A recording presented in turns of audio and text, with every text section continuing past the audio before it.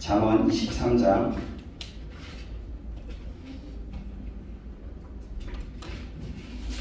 17절까지 말씀, 17절 말씀만 한 목소리로 같이 한번 읽어보겠습니다. 제가 가진 성책 구약성경 937페이지입니다. 잠언 23장 17절 말씀입니다.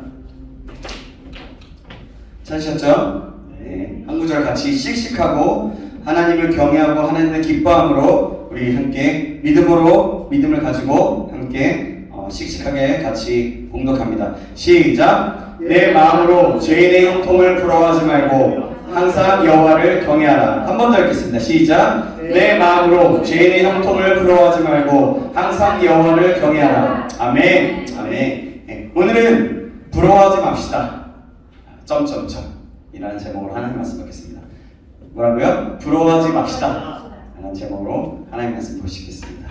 자, 우리 좌우 옆 사람 아까 인사 안 했지만 좌우 옆 사람 인사 나누겠습니다. 잘 오셨습니다. 잘 오셨습니다. 잘하셨습니다. 오늘도 이렇게 앉았네요. 자연스럽게. 네, 우리 옆 사람과 함께 다시 한번 고백할까요? 네, 주님의 이름으로 사랑합니다.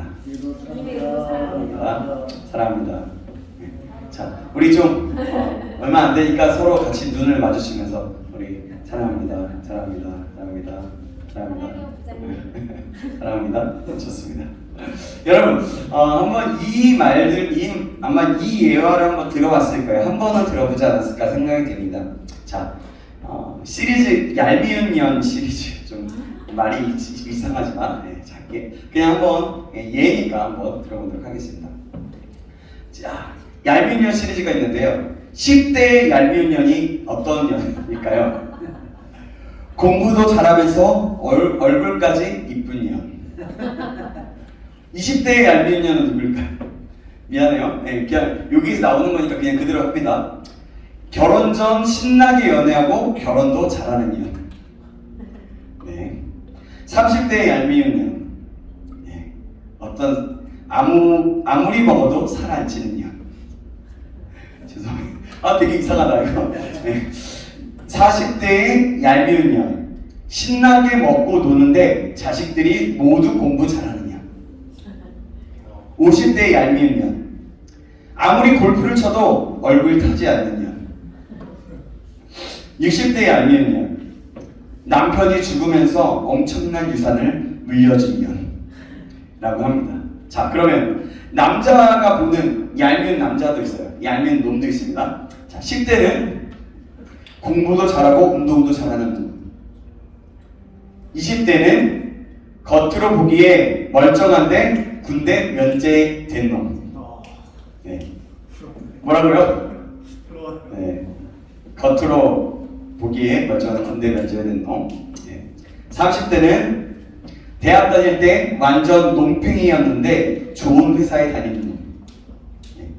40대 돈도 많이 벌어놓고 신체도 건강한 놈. 50대 그 나이에 직장 안 잘리고 잘 다니는 놈. 60대 그 나이에 거기서도 죄송해요. 아니에요. 이것까지 잘 이렇게 남자로서 이 힘을 잘 발휘하는 사람. 60대 아이들 효도 잘하고 마누라한테 호감받는 영감. 이때부터는 놈이 아닙니다. 영감이라고 합니다. 80대는 지금까지 살아있는 영감탱이. 네, 이렇다고 합니다. 네. 여러분, 이런 유머 앞에다가 예수도 안 믿는 데를 붙이면 어떨까요? 예수도 안 믿는데 공부도 잘하면서 얼굴도 이쁜 년 X. 그리고 예수도 안 믿는데 신나게 이 남자 저 남자 사귀다가 결혼은 정말 괜찮은 남자고 하는 사람. 사람들이 다 바라는 거 다 이렇습니다. 그죠? 돈과 이성, 그리고 남에게 잘 대접받고 편안하게 사는 것이죠. 그런데 보통 보면 안 믿는 사람들이 이러한 것들을 더 많이 누리고 사는 것을 종종 볼 수가 있어요. 그죠? 그래서 많은 청년들은 교회를 떠나기도 합니다. 그들은 몸은 교회에 있었으나 마음에는 세상 친구들에게 가 있었던 거예요.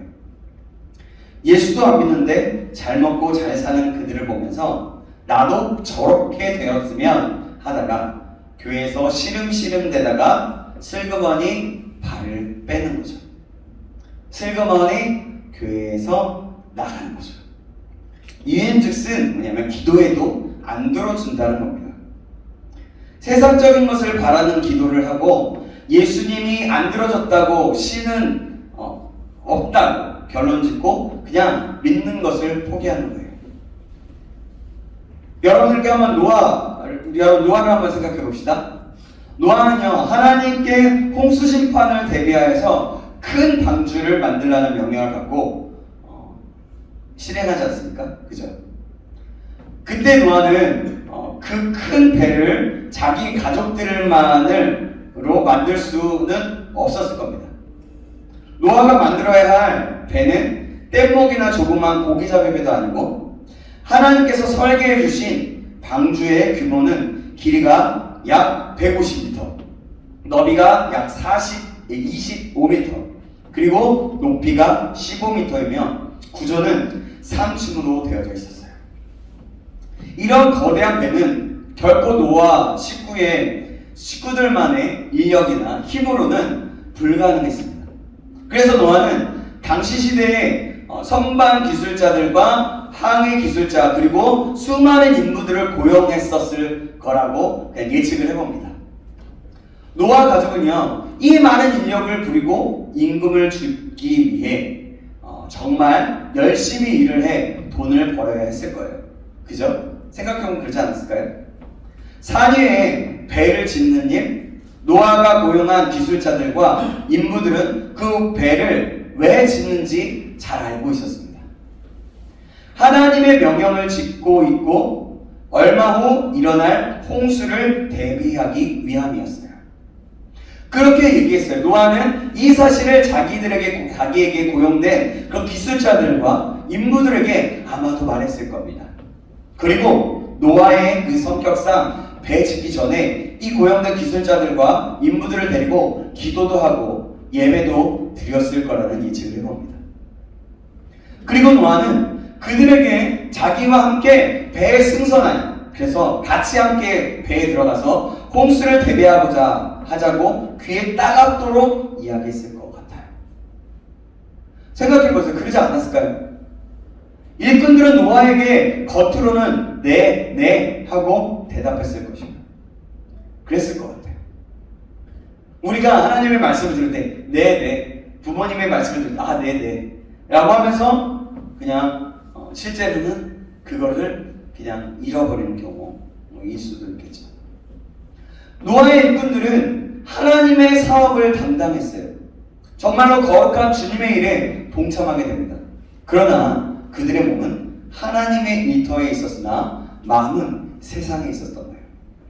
마음은 콩밭에 있었습니다. 그러니까 그들은 세상 바라보면서 부러워했어요.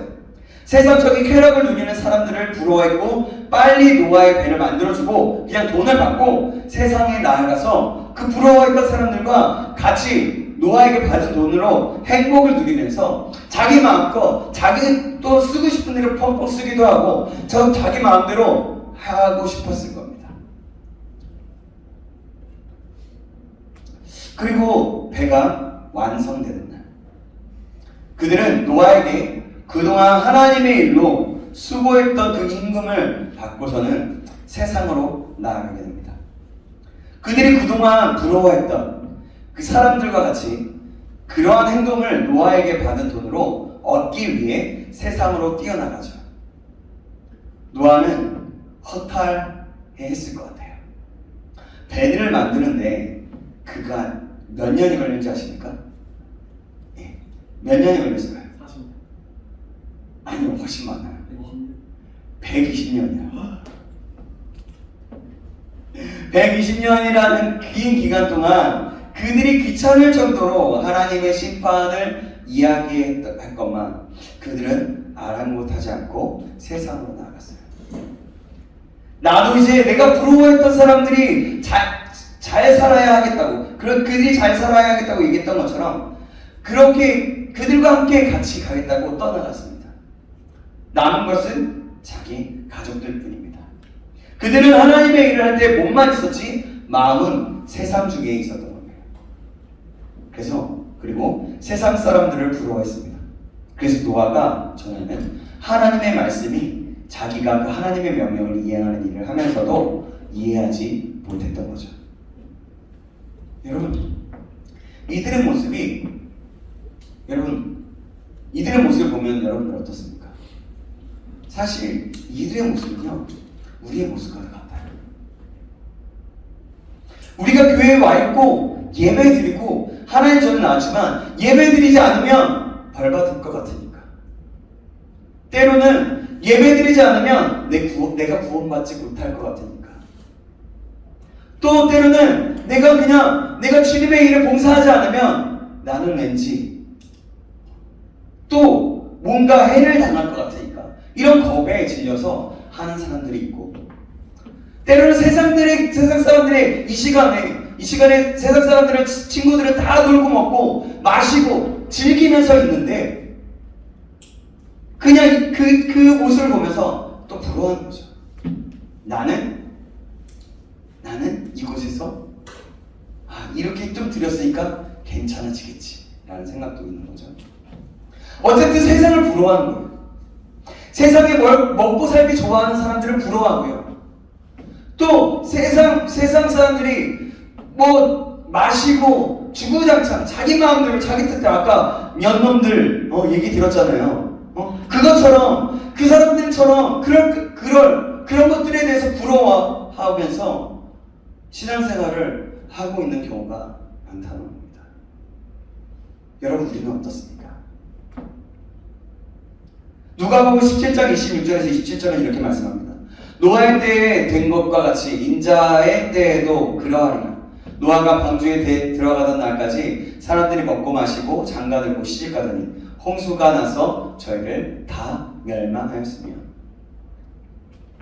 그들은 노아가 방주에 들어가던 날 홍수가 터지기 전까지 자기들이 부러워하던 대로 먹고 마시고 장가들고 시집갑니다. 여러분, 시집가고 장가가는 게 잘못입니까? 아니에요. 그런데 그들이 그거에 전부인 양 살았다는 거예요. 그러나 세상 것을 부러워하는 마음은 멸망을 불렀어요. 중요한 것은 좀 전에 읽은 구절이 노아의 때뿐만이 아니라 인자의 때, 예수님의 때도 그랬습니다. 인자의 때 바로 예수님께서 심판하시는 때도 그랬고 앞으로도 그렇게 하실 거라는, 그렇게 이루어지고 있다는 겁니다. 이루어질 거라는 겁니다. 이미 그렇게 예언하고 있는 겁니다. 바로 지금도 수많은 사람들이 교회 방문을 출입하고 또 교회 문밖을 출입하면서 여러 가지 교회 일을 해요. 아까 제가 얘기했던 그대로예요. 그러나 마음은 콩밭에 가 있는 경우가 많다는 거예요. 예수를 믿는다고 하고 교회 다니고 교회도 열심히 하지만 세상 사람들이 부러워하고, 예수님을 안 믿어도 저렇게 잘 되는구나. 저렇게 잘 되는데 나도 어떻게 하면 저렇게 한번 잘 세상 사람들과 같이 즐기면서 잘 놀고 잘 살 수 있을까라고 고민하는 거죠. 내가 기도하면 하나님이 이 세상 사람들처럼 잘 풀릴 거야. 잘 풀리게 하실 거야. 돈 잘 벌게 하실 거고, 또 이 세상에 많은 사람들이 이야기하고 있는 것보다 내가 이렇게 하나님 앞에 간절히 기도하다 보면 이 세상에서 또 군림하면서 살 수 있을 거야 라고 착각에 빠진다는 겁니다. 오늘 본문은 이렇게 말합니다. 오늘 본문 말씀 제가 다시 한번 읽어보겠습니다. 내 마음으로 죄인의 형통을 부러워하지 말고 항상 여호와를 경외하라. 주님은 말씀하십니다. 여호와를 경외하라고 하십니다. 여호와를 경외하는 것이 무엇입니까? 잠언 9장 10절 말씀에 이렇게 말씀합니다. 여호와를 경외하는 것이 지혜의 근본이요 거룩하신 자를 아는 것이 명철이니라 라고 말씀합니다. 여호와를 경외하는 것을 지혜의 근본이라고 합니다. 거룩하신 자를 알아가는 것, 알되 자세하고 명확히 알아가는 것을 말하는 거예요. 그냥 아는 것이 아니라 그냥 대에 들어서 하나님이 이런 분이래 아니가 그게 아니라 자세하고 명확하게 인격적으로 안다라는 거예요. 아주 인격적으로 그냥 여러분들과 저가 같이 대화하고 얘기하듯이 인격적으로 안다는 거예요. 3년, 2년 같이 지낸 거 쓸 때 2년만큼의 그 사람을 알듯이 말이죠. 부부가 20년을 살았으면 20년을 알듯이 말이에요. 그렇게 자세히 명확하게 안다라는 겁니다. 여호와를 경외하는 것이 지혜의 근본이라면 하나님을 알 때 명확히 아는 지혜를 얻으려면 하나님을 경외하는 것이 먼저 따라야 한다는 겁니다. 주님을 팔고 죄책감에 시달려서 자살한 유다. 다릅니다. 그는 주님을 3년이나 따라다녔지만 주님을 명확하게 아는 지혜를 얻지를 못했어요.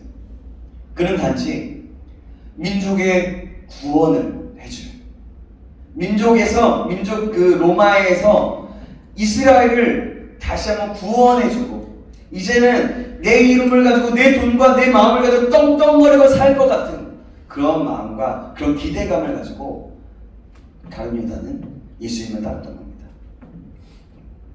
그는 항상 주님께 불만을 가졌습니다. 이 사람이 언제 로마를 상대로 독립운동을 하여서 우리 이스라엘을 독립시킬 것인가? 근데 이 도대체 뭐 하는 거예요? 라고 하는 거죠. 아니 때로는 막 십자가 못 박혀 죽을 거래요. 내가 인자가 이제 죽을 거다. 그리고 사흘 만에 다시 살아나는 거야. 뭔가 힘을 가지고 할 줄 알았는데 그냥 사람들 그 소외된 자들을 치료해주고 그러면서 하나님의 나라를 얘기한다고 하면서 자기가 생각하는 그 하나님의 나라를 꿈꾸지 않고 이게 도대체 뭐 하는 거야? 라고 생각했던 거예요. 또한 값비싼 향유를 주님의 발 앞에 붓는 막달라 마리아를 보고 이렇게 외칩니다. 이 여자야, 이 사람아, 뭐 그걸 말하자면 뭐 진짜 노발대발했으면 욕도 했겠죠. 이 여자야, 그 값비싼 것을 발에다가 부느냐? 그걸로 가난한 사람들을 도우면 얼마나 많이 도울 수 있겠느냐? 이 정신이 썩은 여자야 라고 말했던 거예요. 이 골빈 여자야, 이 뇌가 없는 여자야, 이런 식인 거예요. 이렇게 유다는 주님을 경외할 줄 몰랐기에 주님이 누군지도 모르다가 절망에 몰아다치자 자살을 선택한 거예요. 반면 여러분, 예수가 잡혔을 때 3번이나 예수님은 부인하면서 나 그런 놈 모른다. 예수님 맨 처음에 나는 몰라요 했다가 나중에 욕하면서 저주하면서 난 그런 건 몰라 라고 하면서 부인하면서 떠났던 베드로. 주님을 두려워하고 경외하였기에 다시 한번 주님과 눈이 마주침으로 해서 자기가 제 죄를 깨닫고 회개의 눈물을 흘리면서 주님이 다시 찾아왔을 때 주님을 알게 되고 모든 절망 가운데 있을 때 주님을 다시 만나면서 주님의 뜻을 알아 그 주님의 큰 일꾼이 되었던 베드로. 여러분, 이 두 사람의 모습을 보면서 우리는 어떤 모습을 가지고 있나요? 많은 사람들이 세상 사람들의 행복을 부러워하면서 그 믿는 자신의 초라함을 보다 못해 교회를 등지는 경우가 많다는 겁니다.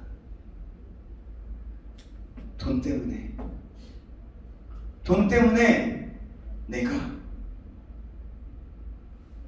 돈을 벌어야 하기 때문에 주의를 못 지키고 돈을 벌어야 하기 때문에 내가 헌신하지 못하고 돈을 벌어야 하기 때문에 이 세상 사람과 뒤처지지 않아야 되기 때문에 이 세상에 여러 가지 학벌과 어떤 학원이나 어떤 좋은 것을 두고서 계속해서 갈 수 있게 나 자신 스스로가 그러고 내 자녀에게 또 내 부모에게 또 때로는 내 친구와 함께 그렇게 선택하며 살아가는 자들이 얼마나 많은지 모른다는 겁니다. 여러분, 굉장히 심각한 얘기예요. 이 말씀을 들으면 여러분 어떤 마음을 가지고 계세요? 이 말씀을 들으면 가슴을 치며 내 마음에 그런 마음은 없는지, 내 생각에 그런 생각은 없는지, 세상 사람들 다 잘나고 잘해서 내 자식과 내 자녀와 또 내 친구들은 더 잘 돼야 되고 나는 더 잘 돼야 되고 나에게는 투자하고 내 자식에게는 투자하는데 하나님의 일을 두 번째로 여기고 나중으로 여기고 그런 사람들이 얼마나 많느냐는 거예요. 그런 사람들이 교회를 나중에는 등지게 되는 겁니다. 이것은 마치 노아의 방주를 짓는 거룩한 하나님의 일에 몇십 년간 동침했다가 같이 했다가 방주가 완성되었을 때 돈만 받고 자기가 그동안 부러워하던 것을 이루려고 떠난 일꾼들과 똑같은 거예요. 예수님의 공생의 기간 동안에 주님을 따라다녔지만 끝내 주님이 누군지를 알지 모르고 자신의 비겁함과 초라함을 보다 못해 자살한 유다와 똑같다는 겁니다. 여러분, 나는 어떻습니까? 이 말을 들으면서 여러분 마음 가운데 찔림이 있길 바랍니다. 찔림이 없다면 여러분 다시 한번 자신을 돌아보셔야 돼요. 이들이 정말 하나님을 아는 지혜가 있었더라면 이토록 무모한 결정을 하지는 않았을 겁니다. 우리에게 정말 필요한 건 영어 수학, 잘하는 지식, 사람들의 마음을 사로잡히는 그 어떠한 처세술, 그리고 사람들과 관계하면서 인기 많은 거, 그런 것보다 여호와를 아는 지식이 가장 필요한 겁니다. 여호와를 아는 사람, 그의 삶은 흔들지 않아요. 누가 내 기분을 상하겠다고 해서 와 소리 지르고 화내고 그 사람과 싸우지 않아요.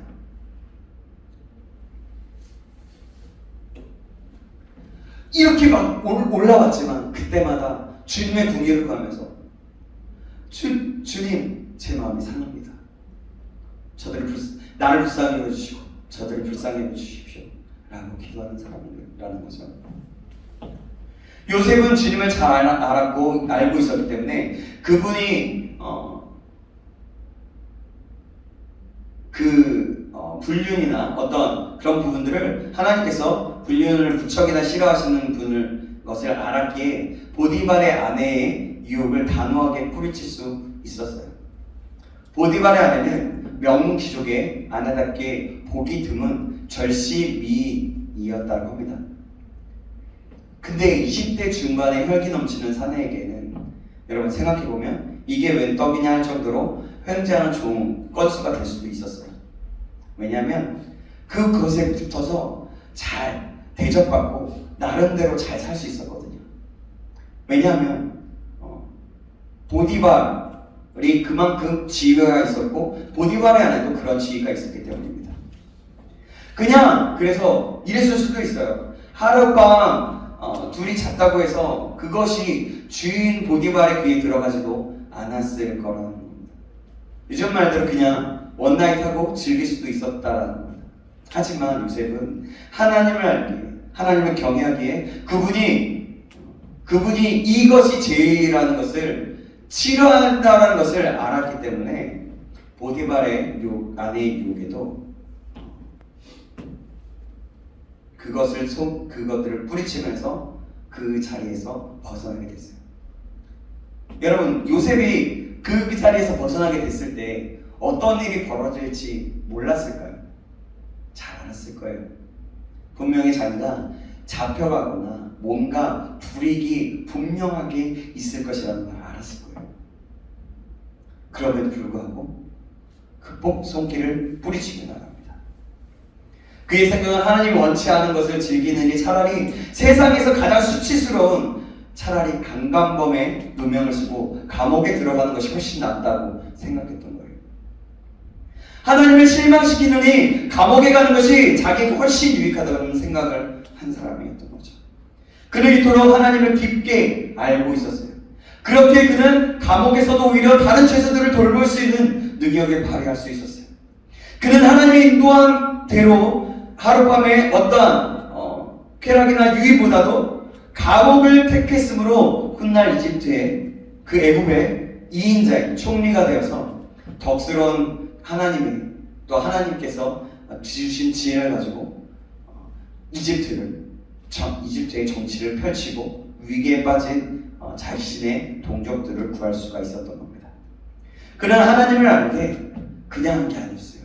하나님에 대해서 한 게 아니라 하나님 자신을 명확하고 명철하게 알았습니다. 그렇기 때문에 이 인도하시는 길을 따라 주님의 무한한 주님의 계획들을 이뤄나는 그 약속을 성취해 나갔던 겁니다. 그 축복을 받았던 겁니다.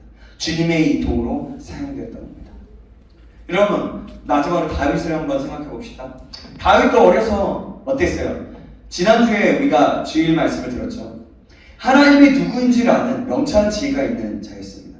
그래서 아버지의 심부름으로 전쟁터에 나갔다가 이스라엘 군대와 하나님을 모욕하는 적장수, 그 골리앗, 그 거인 골리앗을 보고 붕괴하면서 너는 창과 단창으로 내게 오거니와 나는 만군의 여호와의 이름으로 내게 나간다 라고 하면서 그 물맷돌을 가지고 돌팔매를 가지고 들고 적진으로 달려갔던 거예요. 여러분 생각해보세요. 세상 사람들이 보면 웃을 일이에요. 그죠? 생각해보세요. 저 같은 사람이 뭐 저는 나이는 있지만 아니면 저희 중학생들 이제 중학교 1학년 2학년 되었을까 말까 하는 아이가 지금은 애들이 많이 크지만 이때는 좀 덜 컸단 말이에요. 그 아이가 적장에 그 큰 거의 2m가 넘는 3m 약간 안 되는 그 골리앗을 보고서 골리앗에게 막 욕을 하고 뭐예요? 개처럼 여기면서 얘기했던 거예요. 그렇게 욕한 거예요. 그렇게 돌파하며 달려갔던 거죠. 그리고 여러분 한번 생각해 보세요. 가끔 TV를 보면 제가 이제 예전에 이런 지금은 WWE라고 하는데 예전에 프로레슬링이라는 것들을 했었어요. 그때 굉장히 크고 굉장히 거대한 그 선수들이 나오거든요. 2m가 넘고 팔뚝이 이따만큼 굵은 그리고 제 다리통보다도 더 클 것 같은 그 사람들이 나오는데 골리앗은 그런 사람이었다는 거예요. 그 다윗이 그렇게 저와 같은 사람과 했다라는 거죠. 그래요. 어찌됐든 그 세상 사람들의 눈으로 보면 이 모든 것들은 되게 굉장히 우스꽝스러웠던 거죠. 세상의 상식을 뛰어넘는 오직 하나님을 명철하게 아는 자만이 할 수 있었던 소리였던 거예요. 다윗이 너는 칼과 창과 단창으로 내게 오거니와 나는 만군의 여호와의 이름 곧 내가 모욕하는 이스라엘 군대의 하나님의 이름으로 내게 간다 라고 말했던 거죠. 여러분 이 말씀 들어서 잘 알죠? 그렇다면 여러분 힘들 때 다윗같이 이렇게 담대하게 나아가 보신 적이 혹시 있으십니까? 어떻습니까? 저도 돌아봅니다. 칼과 창과 단창 이것은 세상을 살아가는데 있어야 할 꼭 필요한 것이라고 말할 수 있어요. 돈, 이성, 명예 같은 것이라고 말할 수 있습니다. 이런 걸 이것이 어느 정도 되어 있어야 살아간다는 생각을 하죠. 그래서 하나님께도 이런 걸 주로 우리가 빌게 되고 기도하게 됩니다. 하지만 다윗은 달랐어요. 그는 하나님 알았기에 최신 무기 중무장한 그 거인들에게 달려가면서 오직 거인에게 달려가면서 돌멩이 가지고 물맷돌을 가지고 나는 다 필요 없다. 하나님의 이름으로 너와 싸운다. 그리고 그러면서 다윗은 거인 골리앗을 잠재우게 되죠. 여호와를 아는 것이 여러분 바로 이런 모습입니다. 여호와 아는 것은 지혜의 근본이라고 성경은 말씀하죠. 먼저 주님만 아는 것이 우리 가운데 필요한 거예요. 다윗이 그렇게 알았던 거죠. 세상 사람들이 번쩍이는 칼과 창과 단창을 가지고 나아가는 데 있어서 여러분 부러워하지 마십시오. 여러분에게 지금 가장 필요한 건 하나님을 아는 지혜입니다. 아멘. 그 지혜는 하나님을 경외하는 데서부터 시작합니다. 로마서 8장 36절, 37절 말씀입니다. 제가 잠깐 찾아보고 말씀을 드릴게요. 로마서 8장 36절, 37절 말씀입니다.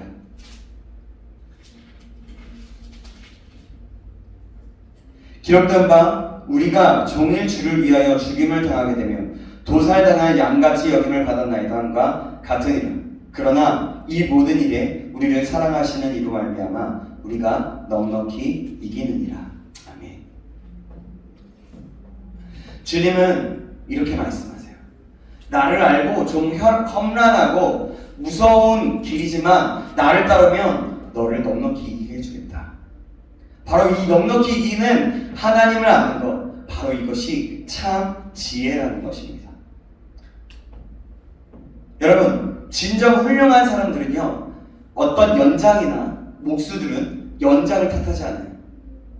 훌륭한 사람들은 어떤 악기를 탓하지 않아요. 훌륭한 사람들은 어떤 환경들을 탓하지 않습니다. 우리 믿는 자들에게는 넉넉히 이기게 하시는 하나님이 있습니다. 여러분, 환경 탓, 연장 탓, 다른 사람 탓, 이렇게 말하는 사람 같이 더 이상 세상 친구들을 보면서 예수도 안 믿는데 정말 가진 것 많다고 부러워하지 마시기 바랍니다. 오직 주님을 나날이 더 알기 위해 하나님을 경외하는 생활을 하기 위해 몸부림치며 달려갈 수 있기를 주님의 이름으로 축원합니다. 그러면 여러분들에게도 요셉을 인도하신 하나님, 다윗을 인도하신 하나님, 노아를 인도하신 하나님을 함께 하시며 여러분들을 도우실 것입니다. 그리고 여러분들은 이 세상에서 이 세상을 누구도 가지지 않았던, 누구도 알지 못하는 비밀과 그 지혜를 알고 이 세상을 다스리고 이 세상에 하나님의 뜻을 이루어드리며 승리할 수 있는 자가 될 줄 믿습니다. 기도하시겠습니다. 살아계신 하나님 아버지 감사합니다. 오늘 말씀을 통하여서 부러워하지 않는 자가 어떤 모습인지 알게 되었습니다.